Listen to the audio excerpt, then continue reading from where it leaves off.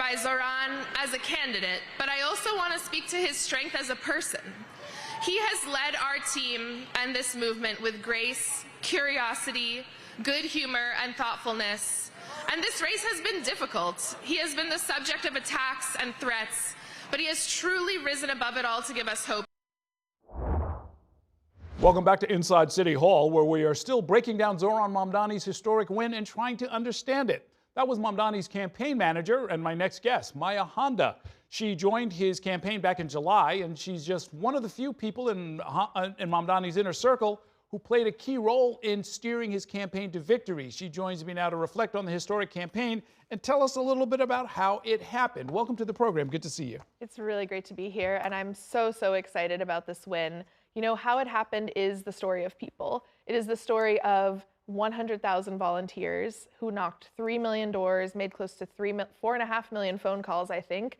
And I think that is, you know, the story of a message that motivates people. In this time of despair, rising fascism, so many people have felt down, you know, not inspired, not hopeful about democracy, and Zohran's message of affordability, but also the way that he spoke about it, not being afraid to call out the villains, not being afraid to call out the billionaires and corporations who have made this city so unaffordable, just really spoke to people and gave them something to fight for. And we saw that when 100,000 people chose to knock doors, talk to their neighbors, and kind of bring people together to achieve historic turnout. Let's talk a little bit about how you got to the campaign. Now, you were actually involved in the primary, not in the Mamdani campaign, but you were working as the campaign manager for Zelnor Myri. After the primary was over, at what point did you decide to come over to the Mamdani camp? I think that, you know, the real thing here was that this is about the affordability crisis. And so getting started, obviously, have so much love for Zelnor, and, you know, I think a lot of the policies that he ran on, universal after school, building 1 million homes, are things that obviously are, you know, there to address the affordability crisis. And so seeing that, you know, Zohran had won, and even in spite of his victory, that billionaires and others, and Andrew Cuomo, you know, wouldn't say, oh, he won fair and square, he won by 13 points. This is obviously the Democratic nominee, but we're not going to, you know, sit down and allow democracy to take its course. That kind of motivated me to say, no, the work's not finished. You have worked on campaigns all over the country. You worked on Elizabeth Warren's presidential campaign, Mondaire Jones' successful congressional campaign upstate, India Walton's mayoral campaign in Buffalo, where she won the Democratic nomination, but ended up losing in a write-in campaign to the 3-term incumbent Byron Brown. How did you get into this business? It's a great question. You know, it was Donald Trump that motivated me, actually. I was not working in campaigns, I was working in international development, and just saw the way that his administration was defunding the aid that we send to some of the poorest countries in the world, and also folks here at home. And so that motivated me in 2019 to join Senator Warren's campaign. And again, same message, right? The same message is that, you know, our system is rigged, and it's benefiting the wealthy and well-connected. And, you know, it's just been an honor to work for so many people who have had that message and been so inspiring. And I also want to say that, you know, wins and losses, but a lot of losses have led up to this win of Zohran's, where a lot of the power that was built over the years of organizing and motivating folks and building volunteer leadership, that led to what we saw the other night. It develops a certain amount of expertise among individuals and within organizations, including the DSA. How did the door knocking work? What were volunteers asked to do? And was it a two-way exchange? When they're knocking on a door, are they bringing back information to the campaign? Absolutely. So the first thing that I want to talk about actually is our volunteer leaders. Our amazing organizing director, Tasha, has been in this movement for a really long time, and has been developing leaders for a really long time.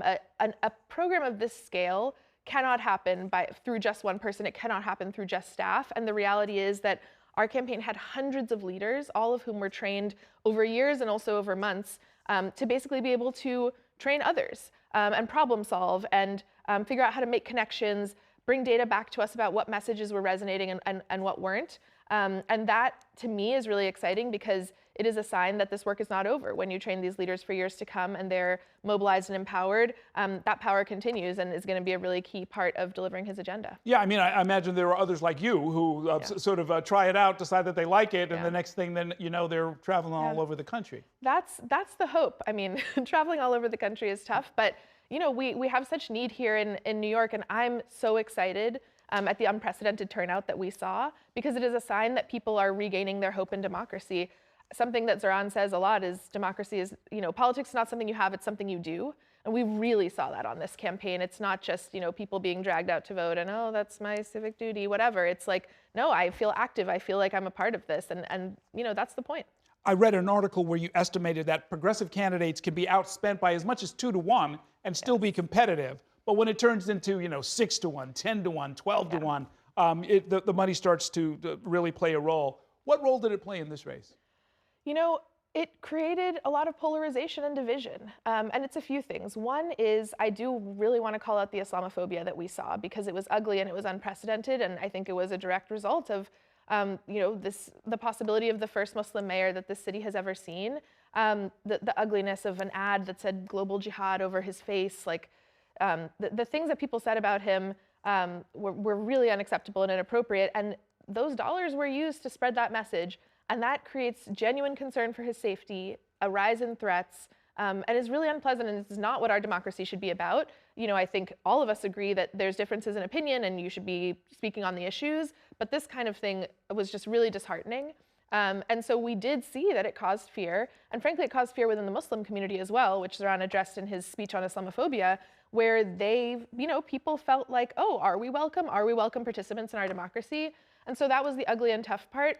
But I do think that on Election Day, seeing that the movement we built was able to overcome that did give people a lot of hope and a lot of heart. But it's not easy, and it's a shame that kind of big money can still play such a big part in our democracy. What are you planning to do next? Do you plan to join the administration? Are you going to stay put here in New York? Or are you your phone will be ringing by other people who want to run for office. I'm sure you know. I got to take a nap. I've got to go to bed. Right. No, I'm 100% focused on helping Zohran in any way I can.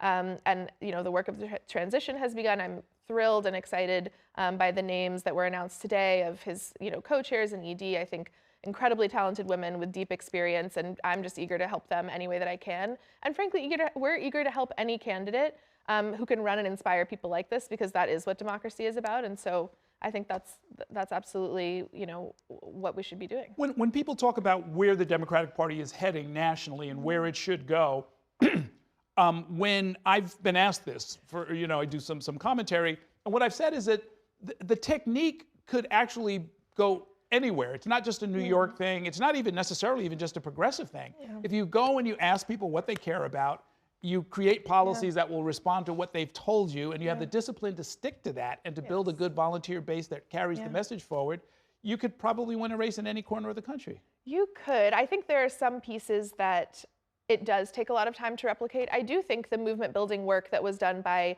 New York City DSA, the Working Families Party, so many organizations, like this is a well-organized city, and volunteer leaders have been built up through the years. And so it's not as easy as great message, great moment, charismatic person, oh, everybody's motivated, right? That work does take time to build up over years. And so I do want to call that out, because a lot of losses went into that win. But you're right that I think there's this key piece of, the Democratic Party just being able to speak to people's very real concerns and then sticking to it, and being able to set the narrative in the way that he did, right? There were a lot of distractors of people trying to make this race about something else, and he saw that the affordability crisis was top of mind for folks, and challenged everyone else in the race to speak to that, right? And no one spoke to it as well as he did. And then I also think there needs to be a willingness to, people are unhappy and people are angry and they feel like the system has screwed them over, and a willingness to really call that out in an honest and authentic way, and really say we should not be afraid to tax the rich. We should not be afraid to kind of redistribute some of that wealth so that people can live a life of dignity. And I just think that message spoke to folks. So. Okay. Well, we'll let you get some rest. Thanks so much for giving us a peek behind the curtain, and best of luck with everything. Thank you so much. Okay.